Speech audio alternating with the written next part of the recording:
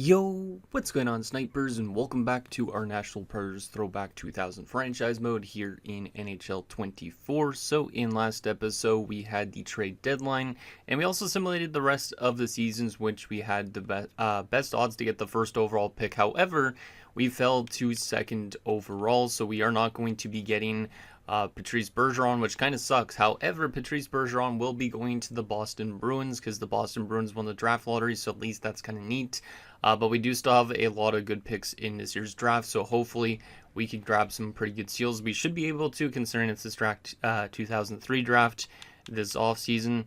But if we go to our draft board, you can see we have a boatload of picks this year. We have 3 first rounders at 2, 9, and 21. We also have 2 second round picks, 1 of ours, and also from the Atlanta Thrashers. We have 3 third round picks, 1 fourth, a 5th, a 6th, and a 7th. So we should be able to get ourselves some pretty good prospects to build up the future of this team, which is very exciting because obviously this team right now still isn't the best, and obviously it will be great to start building a foundation of the core going forward, because right now we have like Spezza and Hartnell. We definitely need more complementary players. We need some more good defenders and maybe some goalie prospects, that type of thing. So very excited to see how this 2003 draft ends up going, and hopefully, like I said, we grab some good prospects to just build up that prospect pool, so that way it's a little bit easier for us down the road in the next few seasons. But anyways, let's get into your guys' comments now and see what you guys have to say about last episode, and then we will get into the 2003 draft and the Resign stage. So the first comment is from Sound Otaku, who says, while I can envision most of your creative players being on different teams as a result of the AI draft/trades, Ronnie franchise going to the Wings is a bit much. Bergeron needs to stay in Boston, so keep pick 2 and take Marita. With number 9, you should be able to grab Shea Weber, so that would be still be pretty cool. It'll be hilarious if Florida ends up losing back-to-back Cup finals in real life after winning such in the simulation.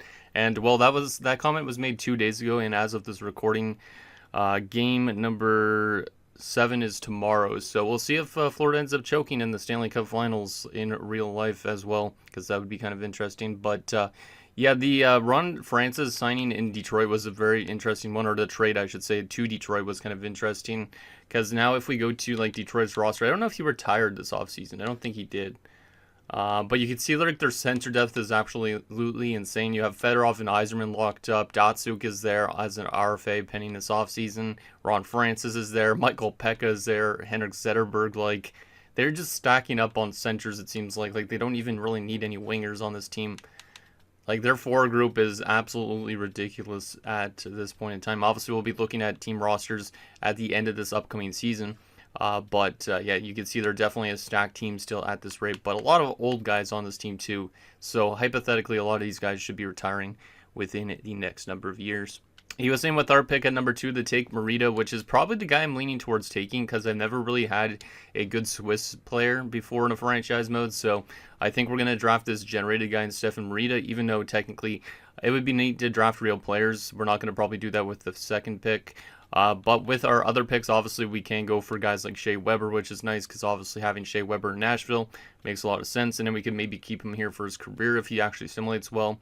And then there's also like some later round former Nashville Predators players like Ryan Suter, who we could potentially take. Marc-Andre Fleury might go also in the first round. He might fall to the second round. So there's some pretty solid players out there regardless of where we're picking. So we should be able to get some really good picks in with this draft. The next comment is from Jared the Rabbit, who says, also the lottery was rigged to give Boston a player that they got in real life, and it kind of feels that way, but at the same time it doesn't really matter too much to me, because obviously it would have been nice to have ourselves a nice defensive center in Patrice Bergeron. However, I don't know if it was necessarily mandatory for us to win that lottery, because obviously having Jason Spezza as the top line center of the future is not a bad option. Having David Legwand as maybe a third line center, and then we just need one more center, and basically our top 3 centers are already pretty much booked in. So I don't think it was a bad thing to lose that draft lottery, but obviously it would have been really nice to have like somebody like Patrice Bergeron on that forward group.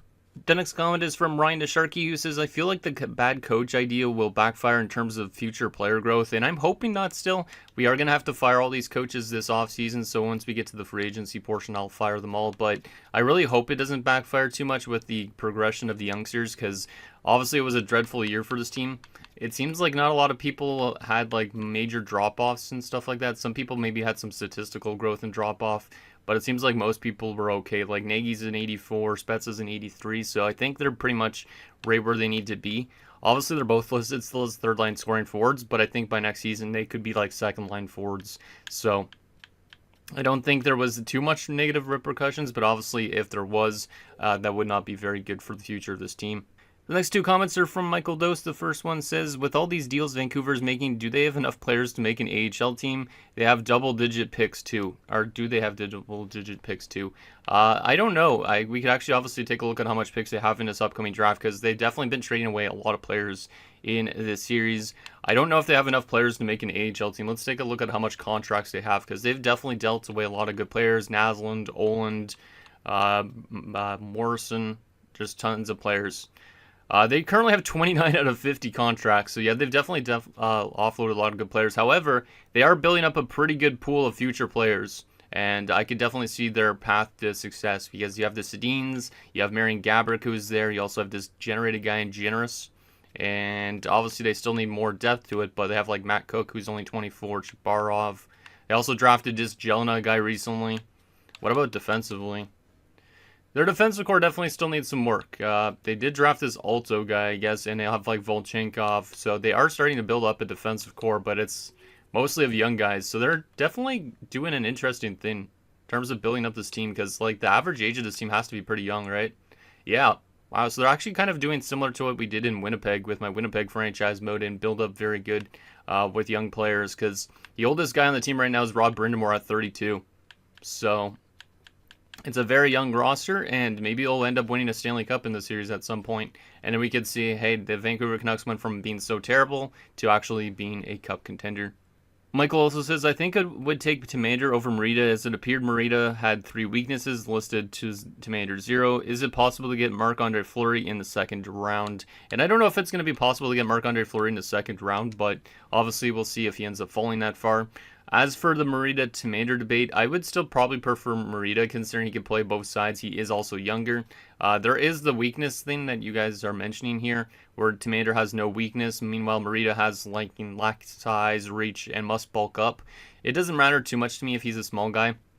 The only problem with him maybe is he could get injury prone, but I still think I would prefer him, considering he could technically play both sides, and also the fact that he's probably going to be the better overall of the two. Like the 2A plus stats to the 1A plus stat to me screams like he's going to be a better player all around. So I would prefer in Stefan Marita, and I think he'll probably be a really good goal scorer. It'll be interesting to see who ends up being the better goal scorer in the career, though, Marita or Tomander, once we get to near the end of this franchise mode, permitted that those guys are actually retired by that stage. So those were the comments we got in last episode. So let's get into the Stack 2003 draft and see how good we do. Obviously, we should do pretty good in terms of drafting prospects, regardless of our picks. And then hopefully in the Resign stage, we can make some smart decisions. And hopefully free agency next episode will be an interesting one as well. So let's hop on in and see what we end up drafting this year.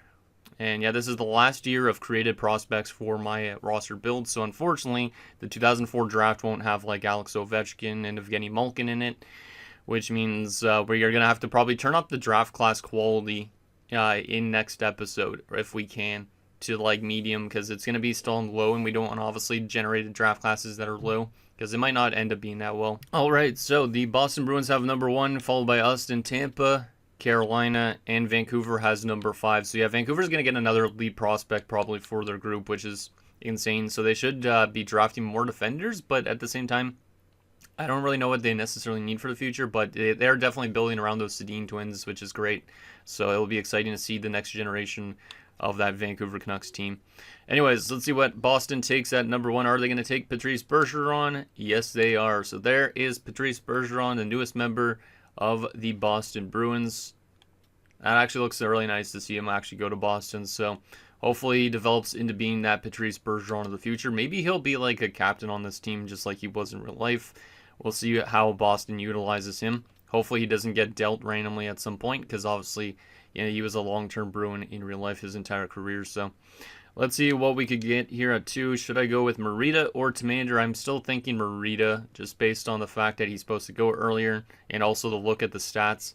Like, even though technically Tomander has no weakness, his physical is a weakness. It's not the worst, but it's still The only difference between the two of these guys is the height isn't really that much in like their weight. Like even though it says Morita must bulk up, he's 5'8", Tamander's 5'10", and both of them are relatively same in weight class wise. So yeah, we're gonna go for Stefan Morita. He's younger, and he looks like he's gonna be better out of this draft. He could be better overall than Patrice Bergeron, just based on the fact that he's a generated guy. So let's see how good Stefan Morita is, or Steven Morita, I guess it would be. Let's see how he is. 83 overall. See, that's really big. That's really big. Obviously, he's a left winger, but we could play him on the right side too, which makes it even better. He is fantastic. Already listed as a third-line scoring forward, and he probably will play next to Jason Spezza, which will be pretty nice. Because obviously with that shooting category, that offensive awareness, having that next to somebody like Spezza will be really useful. Now, Morita could also take face-off. He does have 80 face-offs, so we could utilize Morita in a lot of different situations, which is very exciting. And yeah, he did really well in Switzerland, like 46 points in 50 games in a men's league at 17. I know it's generated stats, but still looks pretty nice. And there's his abilities: elite edges, snipe, beauty backhand, and puck on a string. Okay. So that means Tampa Bay will likely be getting Tamander, so we'll obviously take a look at throughout their careers on who ends up being better. Tamander's going to go to a good place, though. He's going to be getting to play with LeCavalier, Brad Richards, so he might be better early on, but I think Morita will have the better longevity, potentially. So let's see how good Tamander is, as he will likely go to Tampa Bay. No, he doesn't. Tampa goes with the defenseman. That's actually a smart move for them, because they don't really have a huge defensive name. So they go with Jalen Regier. So he's a medium elite DFD, but that's a decent addition for them. So I guess Tamander's going to fall to 4. But there's a look at Regier. We were debating about taking him potentially because we do need defensemen, but since we're able to draft Shea Weber, we don't really need somebody like Regier. So that means Tamander will be going to Carolina likely then, which means he will be playing with some pretty good players, I guess, as well. Because I think, yeah, there's probably still like Brendan Morrison and stuff in Carolina. I'm kind of surprised Carolina had such a high pick, though, because Carolina and Vancouver obviously made that trade a few years ago with Naslund, Brindamore, and now both of them are top 5 selections in the draft, which is kind of interesting. So what is Carolina going to take at number 4? There he is, Torsten Tamander, the right winger. He's a 79 overall as well, so I think we made the right decision, at least for now. But there's a look at Tamander, has all alone, and there's his stats. He's definitely not as good of a shooter as Morita, but I'm really excited for Morita. I think he's going to be very good next to Jason Spezza, because Spezza is obviously a playmaker, so the two of them should go to work pretty nicely. And then we could also have maybe like Nagy on the left side, or the left wing side, because obviously we'll use Morita probably more as a right winger, because we have a lot of left wing talent. So I don't mind that whatsoever. And we'll take a look at what Vancouver's drafting at number 5 as well here, and they take Eric Staal. So Eric Stahl's a Vancouver Canuck. He's joining Marian Gaborik, the Sedin twins, those other elite guys, Generous and whatnot. So there's Eric Stahl. So yeah, the Vancouver Canucks are definitely going to be a scary team one day, I think. And that's going to be very interesting to see if they can win a cup with this current core. The good thing about Eric Stahl is he doesn't just play center. Obviously, you could play him on the left side, and he will do just fine. And yeah, he's a good overall out of the gate too. But it would have been interesting if Carolina would have taken of him instead, and into Maynard fell to the Canucks, just because Eric Stahl obviously in Carolina would have been nice. But oh well. Let's sim to our next pick and see what ends up happening here.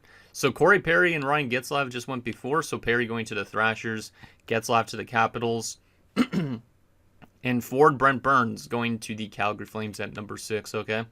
So we will probably take Shea Weber here, because considering he's actually supposed to go at this point. So Shea Weber is going to be the newest member of the not Washington Capitals, the Nashville Predators.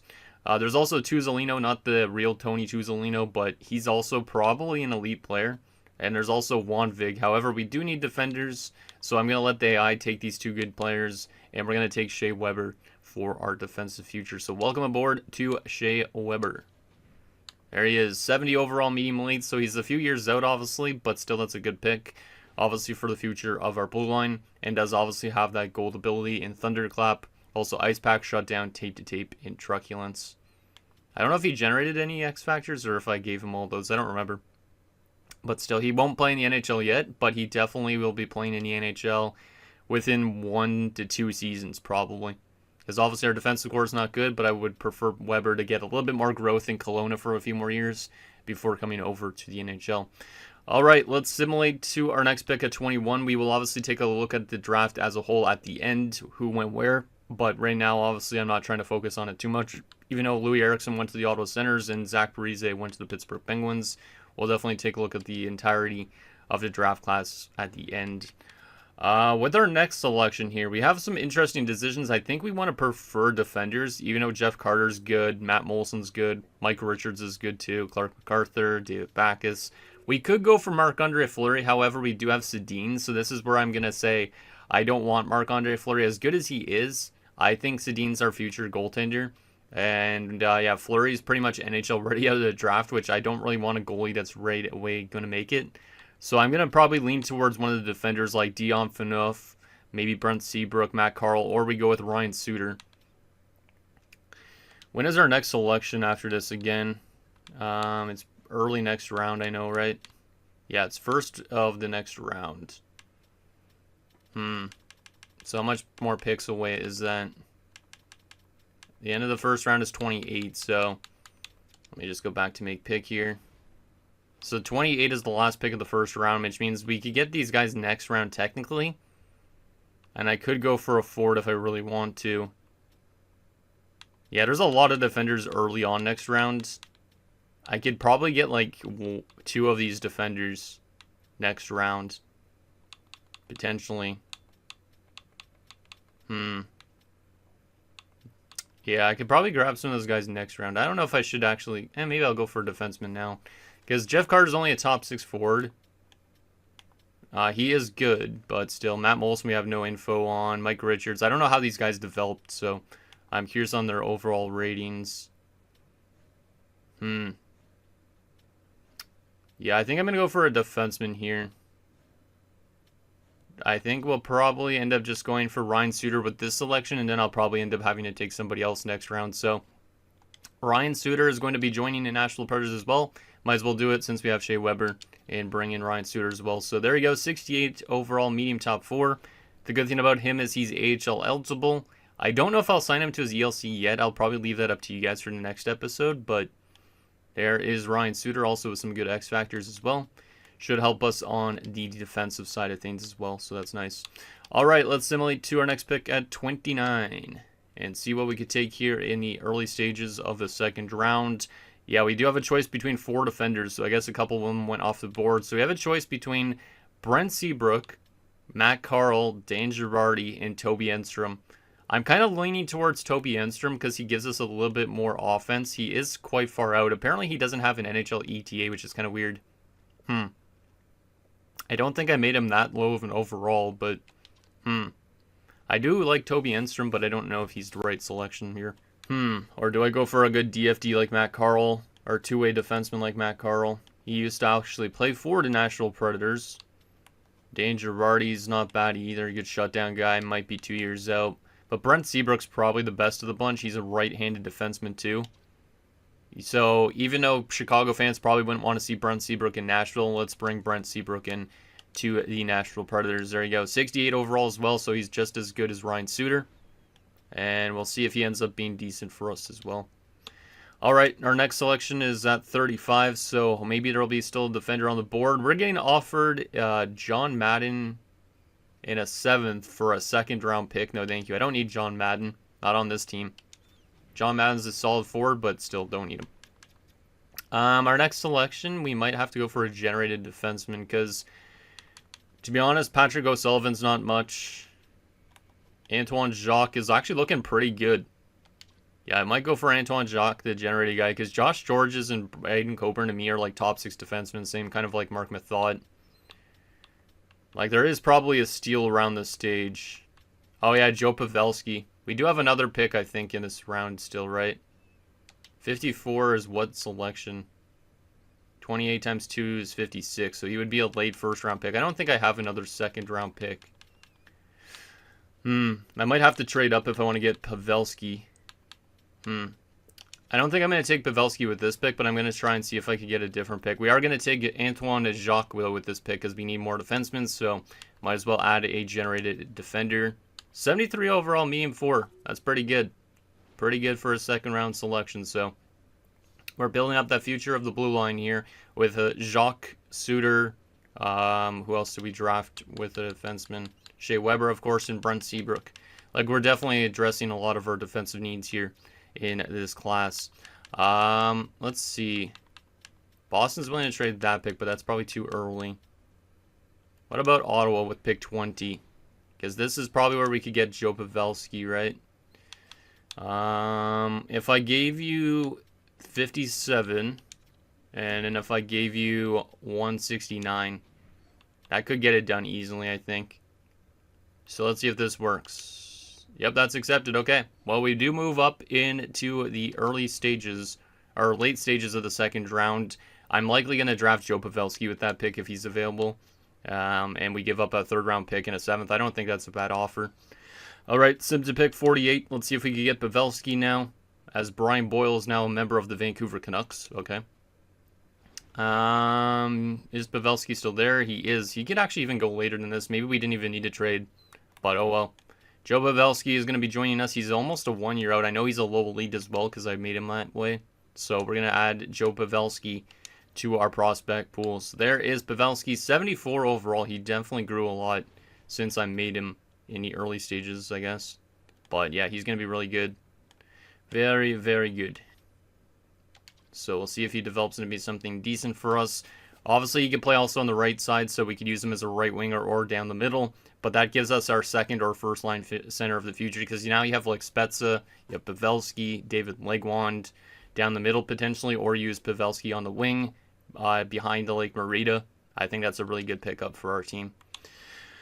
Yeah, this is a good draft class for sure, and there's probably some more good steals to have in the next round potentially. Let's see what we got here. Shane O'Brien, Mark Stewart, Matt Gilroy, Jason Garrison. Now we're kind of at the stage where we're at like some fringe NHL defenders / top 6 guys. There is Brian Elliott if we want another future goalie. I'm trying to think if I could use Brian Elliott. Maybe I can. Maybe I can as a future backup. There's also Yarrow Halak, Jimmy Howard. Trying to think of who I want at this stage. I don't think I really want any of those defenders because they're not really worth it to me. So I think I am going to go for either Brian Elliott, Halak, or Howard here. Brian Elliott's supposed to be the highest projected of the bunch, but I don't really know who's the best of the bunch. Halak is only 2 years out, and then Jimmy Howard is 3 years out, but also has maybe better ratings. Let's go with Jimmy Howard. I don't know if Detroit fans will like him being in Nashville, but still, might as well bring him in to the Nashville Predators, give us a bit more goalie depth for the future. So there he is, 67 overall with dialed in. So pretty good draft so far for us. We've been targeting a lot of needs, and I'm very excited to see what the future of this team lies. Oh, Dustin Byfuglien was still going in this draft. I should have probably drafted Byfuglien, but I think our defensive core would have been like overkill at that point. Because obviously with the amount of defenders we've drafted, but Byfuglien going to the Dallas Stars. It's a nice little pickup there for Dallas at the end of the third round. We do have one more selection here. Some generated guys. Marc-Antoine Pouliot, he's not really much of anything. Just because of his tragic passing, we're going to select Rick Rippon here and hopefully use him in a bottom 6 role at some point. So welcome aboard to Rick Rippon. I think I made him a bottom 6 forward, right? Yes, I did. Okay. I did pin a bunch of medium elite guys. I forgot that there's a medium elite supposed to go, a generated guy. We're going to definitely draft him too. But yeah, Rick Rippon has joined the Nashville Predators. He is a bottom 6, which is nice. So hopefully we could use him on as a fourth line center down the road. But we did have some pin guys. Apparently there's a medium elite right winger here in Parker Winnick. So we're going to take this guy already. Almost forgot about him. He's another Swiss-born player too. So maybe a future line mate of Merida. That would be interesting having a line with Swiss players. But yeah, Parker Winnick is going to join the team as well. So there you go, Parker Winnick, 60 overall. Damn, yeah, we're having a really good draft. And we're only in the 4th round right now. We still have a 5th, 6th, and no 7th anymore, though. So there's Parker Winnick joining the club. Big guy, too, 6'5", 218. So this guy should be an interesting power forward for sure. Okay, next selection. Let's see what we got here. Is there anybody else that's still on my watch list, so to speak? There is that Swiss-born goalie, too, in Quincy Shaw, to complete the trifecta of Swiss-born players, but I don't really need a goalie now that we drafted already Jimmy Howard.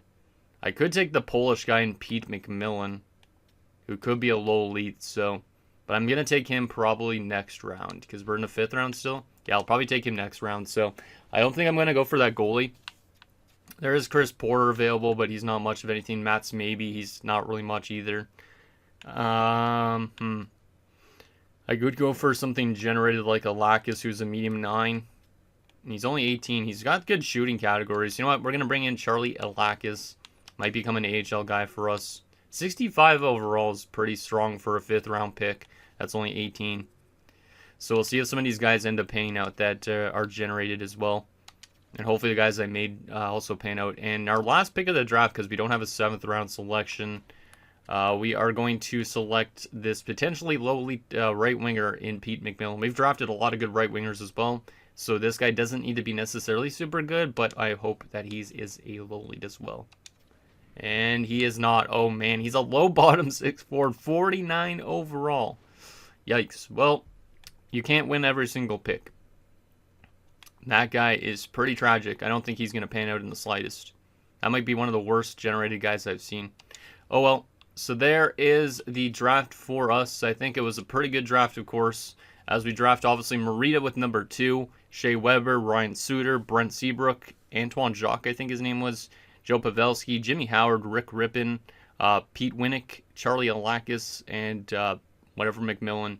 So basically we got ourselves a medium elite to medium elite, a medium 4, a medium 4, a medium 4, a low elite, medium starter, medium bottom 6, medium elite, and then medium 9 and low bottom 6 forward. So really strong draft for us. Now let's take a look at what each team drafted this year. I will remove my face and we'll go through each round and see where a lot of the guys I made went. So we saw obviously up to Corey Perry, I think it was pretty much. So afterwards, Nikolai Zherdev went to the Buffalo Sabres. Nathan Horton went to the Toronto Maple Leafs, which is kind of hilarious considering obviously I think that's where his LTI or cap hit was hit too after he was dealt from Columbus, which is kind of funny. Milan McCulloch to the Islanders, Ryan Kessler to the LA Kings. Considering he played for the Ducks, that's kind of weird. Dustin Brown goes to New Jersey, Thomas Vanek to the Arizona Coyotes, Zach Parise to Pittsburgh we saw, and same with Louis Eriksson to Ottawa. Jeff Carter to Anaheim, Matt Molson to Montreal, Clark MacArthur to Colorado, Mike Richards to Detroit, just missing out on the Flyers unfortunately. David Backes goes to the Flyers, Marc-Andre Fleury to the Sharks. That's kind of interesting considering obviously that Cup Finals between Pittsburgh and San Jose. Now he's on the opposite side of that. And then Florida will be drafting Dion Phaneuf with the last pick of that 1st round. 2nd round, obviously, we took Brent Seabrook. Matt Carl going to Tampa Bay. Love to see it, obviously, considering he played in Tampa Bay for a good chunk of his career. Dan Girardi going to Carolina. Toby Enstrom to the Vancouver Canucks. That's a good pickup for them, too. Andre Kostitsyn to San Jose. Lee Stempniak to Washington. Patrick O'Sullivan to Calgary. Josh Georges to Chicago. Mark Mathot to Atlanta. Braden Coburn to San Jose. Steve Bernier to Vancouver, which he actually played there. Nigel Dawes goes to LA. David Clarkson to LA. Robert Nilsson to San Jose. Brian Boyle to Vancouver. Eric Fair to the Rangers. Patrick Eaves to Tampa Bay.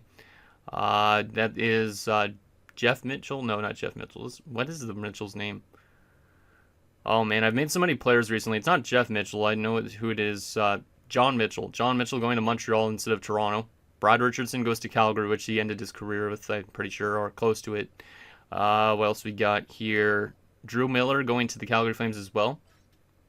Bruno Gervais to Ottawa. Dan Fritsch to Colorado. Alexander Picard to Carolina. Corey Crawford to the Vancouver Canucks. Vancouver fans are going to like that. Vancouver is loading up a really good team for the future. Kyle Quincy to Anaheim. Shane O'Brien to Buffalo. Mark Stewart to Arizona. Jason Garrison to Atlanta. Ryan O'Byrne to Chicago. Matt Gilroy to Calgary, as well as Ben Lovejoy. Kevin Klein to Tampa Bay. Camille Krebs to LA. Brian Elliott to the Vancouver Canucks. So Vancouver's got 2 good goalies in this draft, and Crawford and Elliott too. So yeah, I think Vancouver's going to build up a really good team, and they're going to win a Stanley Cup in the series. Just watch it. Anthony Stewart to Toronto. Yaroslav Halak to Detroit. Kyle Brodziak going to Edmonton like he actually did in real life, so that's cool. Nate Thompson to Dallas. Dustin Byfuglien to Dallas. We saw that one. We're probably getting near the end of it soon. Barry Bruss going to Vancouver. Marc-Antoine to Pouliot to Washington. Colin Frazier to Buffalo. Trying to remember who else I made in this class. Jeff Tambellini to Buffalo. Kevin Westgarth to Arizona. Rod Pelly went to Dallas. Nick Tarnowski to the Rangers. Brad Staubitz to Pittsburgh. JF Jacques to Toronto. Tanner Glass to New Jersey. BJ Crombine to Ottawa. Tom Sestito to Edmonton. Matt Roy to Calgary. Or Waugh, one of the two. Dan Carcillo to Vancouver. Same with Cody McLeod. Paul Bissonnette going to Detroit. Interesting. Zach Sortini to Philadelphia. Byron Bitts to San Jose. Matt Smaby going to Tampa Bay like he actually didn't realize, so that's also pretty neat. Tyson Strachan to Carolina. Colin McDonald, I think that is, to the Ducks. Chris Porter going to Washington. Dylan Reese to Atlanta. You can see the amount of random prospects I've made. Jonas Gustafsson to Boston, which he obviously played there a little bit too. Alexander Sulzer going to the Rangers. Anybody else? Some other S. Weber going to Montreal, not Shea Weber, obviously, because we took him.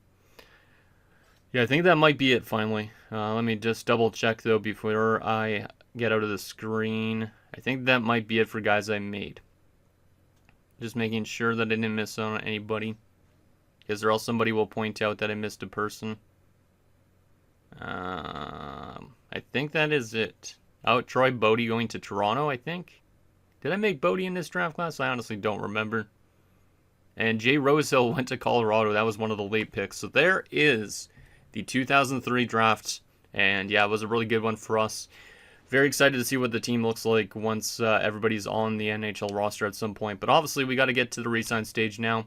So let's do that. Let's bring back our QMJHL scout, because it's not a bad scout. So we'll bring back that scout. And we got some contracts to deal with here now. Okay, so we'll start off with our unsigned players. So we're going to sign Morita to his ELC because obviously he's a stud out of the gate. So he's definitely joining the NHL team. We'll also sign Pavelski, I think, to his ELC and let him play in the AHL already because he's already like a AHL eligible too. So Pavelski's already going to get signed.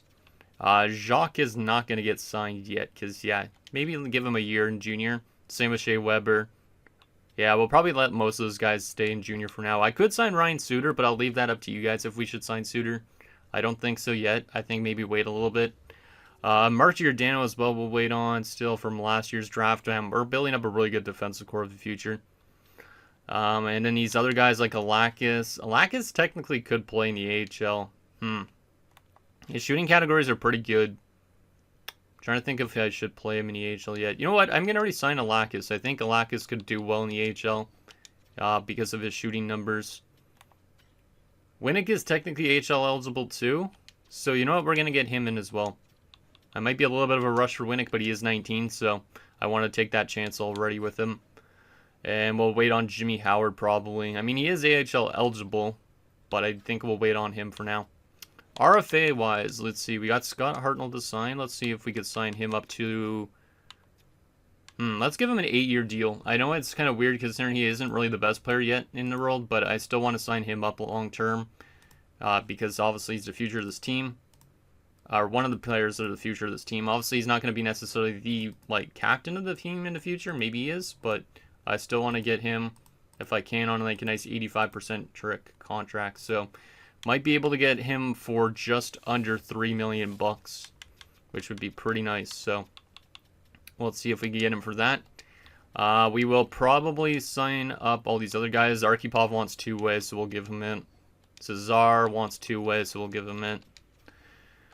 I could bring back Darren Hadar and Skirbick, even though they have no potential. Might as well just hold on to these guys just for AHL depth purposes, because we want the AHL team to do well this year with Joe Pavelski being down there. And then we have other guys to let go of and sign. So let's go to actually the top of this list here. Actually, no, we'll go to the bottom first. I think I'm going to sign every prospect that I drafted. So Christoph Schubert, he could end up still panning out. So we'll sign him to his ELC. Sikora's gone. John Scott, obviously we got to sign him for the memes. So we'll sign him up. I don't know if I'll sign back to Andy Behrenswig. He is 25, which is not too old. I'm not going to sign Andy Behrenswig as well. We're going to sign Mark Morrow, though, because he's a 70. We'll keep him around. I'll sign Jay McClement to his ELC. I'm going to let go of David Gosselin. make up some room for the AHL roster. We're going to sign Marek Svatos as well. And then Mike Watt. Mike Watt's a terrible player at this stage. He's dropping off due to morale. Looks like he's listed as a minor scoring forward now. He wants a two-way contract at 27. I'm going to let go of Mike Watt. Don't need him right now. Greg Klassen, I could sign him back up. We'll give him it because he wants two-way. And then these NHLers, I might let go of every single one of them, to be honest. Yeah, I think I'm going to clean house a little bit. So Paul Laus is going to be gone. Good face puncher, but we don't really need him anymore. Jamie Heward's an interesting one. I don't mind him. Didn't play a single game with us.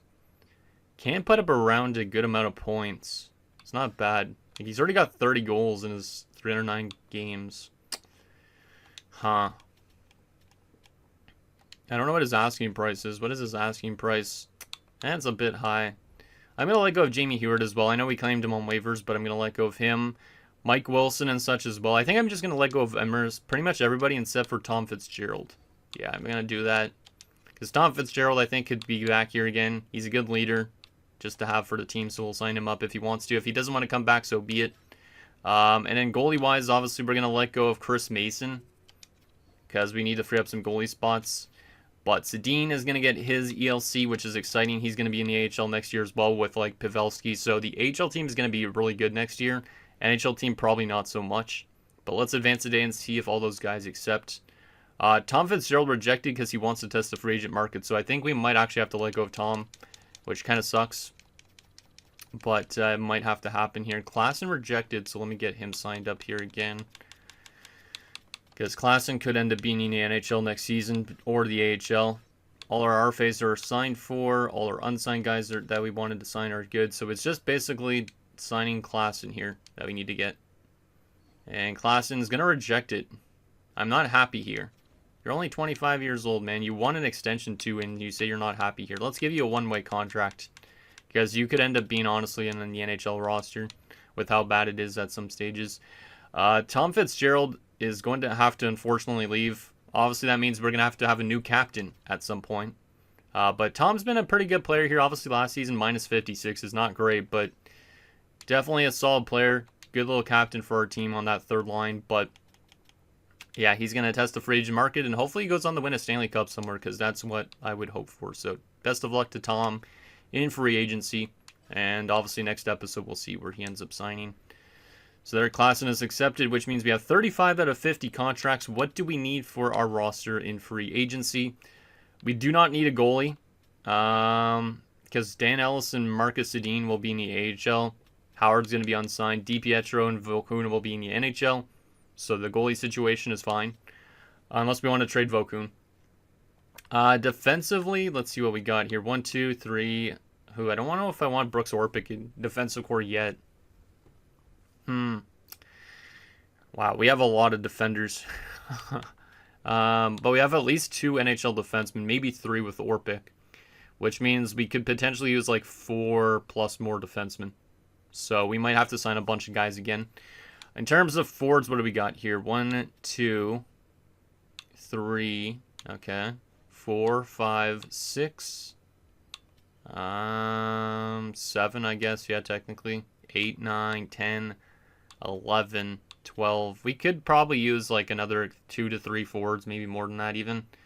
So we need more forwards, more defenders, and no goaltending, okay? Let's send to free agency, and I'm already going to fire those coaches before I forget next episode.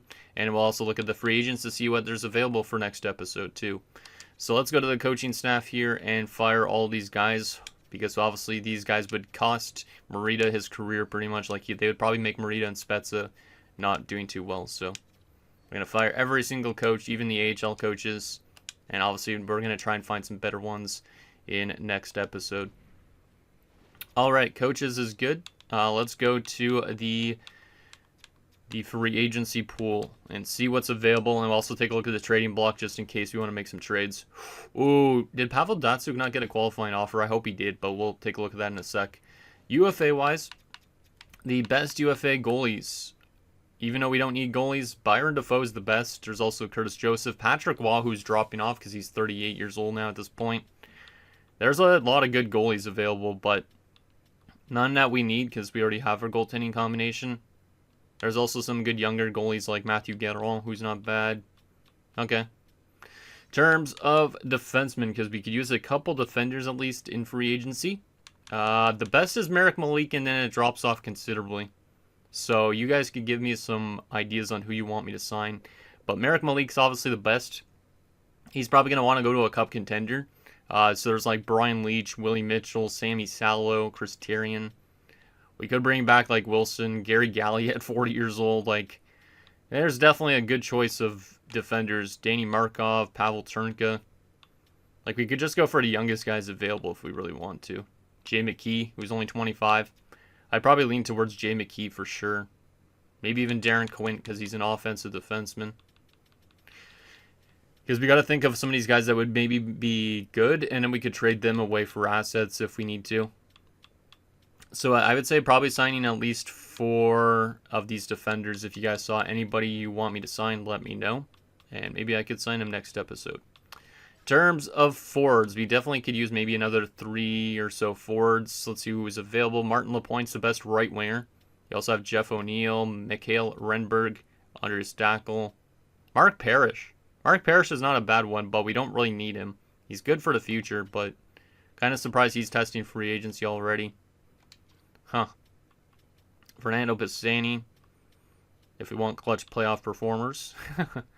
Yeah, some good right wingers for sure. Or we could just fill it with a bunch of crap, but we should probably surround Morita with some good players too. So, Vladimir Orsa. We could bring Orsa to Nashville, which is where he actually played at one point. So I don't mind bringing in Vladimir Orsa, but he's more of a depth forward. No NHL seasons, but it's played great in the AHL, so maybe he could be in the NHL.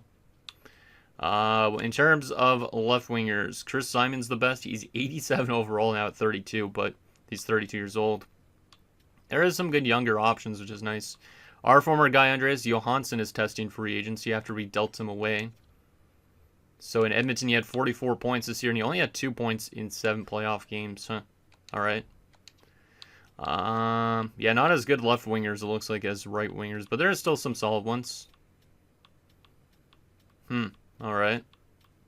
Steve Correa. We could bring in Steve Correa for the memes, since his brother actually played for Nashville at one point.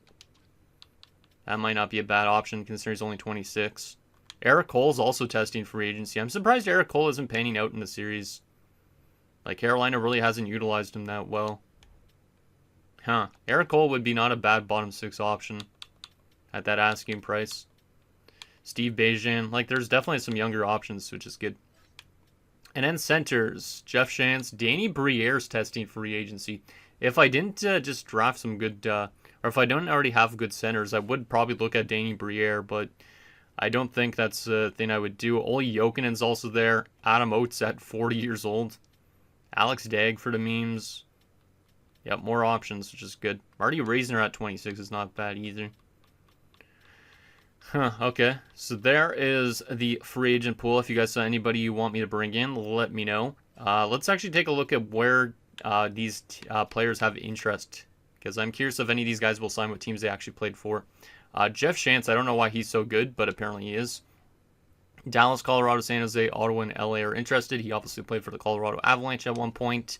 Jeff O'Neill has interest from Tampa, Philly, Edmonton, and Toronto. Maybe Jeff O'Neill will actually end up on the Toronto Maple Leafs like he did in real life. What about Danny Briere? Anaheim, Chicago, Carolina, and Arizona. So Danny Briere might go right back to Phoenix. Mikhail Renberg. St. Louis, Atlanta, Washington, Buffalo. Chris Simon. Pittsburgh, the Rangers, and Montreal. He actually played for the Rangers. That's cool. Martin Lapointe, the New Jersey Devils. Okay. And Olli Jokinen, where does he have interest from? The Boston Bruins. Okay. Terms of defenders. Merrick Malik's the only one with interest right now. Florida, Vancouver, and Calgary. He actually played for Vancouver, so that's neat. And what about goalies? No interest on any of the goalies so far. Who's the big RFAs this offseason? So Luongo's an RFA at the moment, so that's going to be interesting to see how much he gets paid by the Islanders. And does he get a lot of term, or is he going to be testing free agency within the next few years? Defensively, no RFAs at the moment. And forward-wise, Pavel Datsyuk, obviously the big one of the bunch. Okay? So hopefully Detroit pays Pavel Datsyuk, because I don't think it would be cool if he signed on a different team. Okay, final things, we got to take a look at the trading block, and I think that's pretty much it for this episode at that point. So in terms of the trading block, I don't know if we're going to really make any trades, but there is some options out there in terms of veteran presence, but I don't really know if I want to give up like picks for these prospects and or real players. So I don't think there's really going to be much in terms of trades. Next episode, we'll probably just sign what we need and run this roster and see what ends up happening, because I'm excited. I think Marita and Spezza will work well together. We have some really good future pieces as well. Nagy, still, who's developing. Hartnell. So I don't think I want to play too much with the fact that we could bring in veterans. I would prefer to obviously develop those younger guys that we have unsigned, and also the guys that are on our NHL roster at the moment too. So maybe just finding some veteran presence to help out with the leadership in the locker room. I think that might be a okay thing for us to do. Obviously, losing Tom Fitzgerald means we lost our captain. So at some point, we can name a new captain. We don't have to do it this upcoming season, but if you guys have an idea for who should be the future captain of this team, also let me know, because maybe we want to make Hartnell the future captain. Maybe Spezza's the future captain of this team. Maybe it's a defenseman. I don't really know. But we definitely have options for who we want to make the captain. Like maybe even Marita will be a captain at some point, because maybe he's going to be that good of a player for us. Almost through the rest of this. It's currently raining outside as I'm recording this, so I'm a little bit scared that my power might go out randomly. But Rod Brindamore's on the train block. What a surprise. Yeah, Vancouver is offloading all their veteran players and building in really good young players, so I could see why Vancouver is going to be a good team soon. I actually want to see what they look like on paper now. Obviously, considering they just drafted Eric Stahl, which is kind of funny that Stahl and Brindamore would be on the same team. So, but yeah, they're building up a really good core of players. Look at every single one of these medium elite players, and they're all 18 to 22 years old. And then they have some other younger players too that they are drafting, like Varlamov, Appleby. Yeah, this is a good team for the future. What about defense? Yeah, the defense is still a bit questionable, but if they get that the right way, that could be a really good team down the road. But anyways, guys, that's going to do it for this episode of our Nashville Predators Throwback 2000 franchise mode. So in next episode, we'll take it to the 2003 free agency period. We'll see if we're able to sign anything decent for our roster to help out with the leadership with the young guys.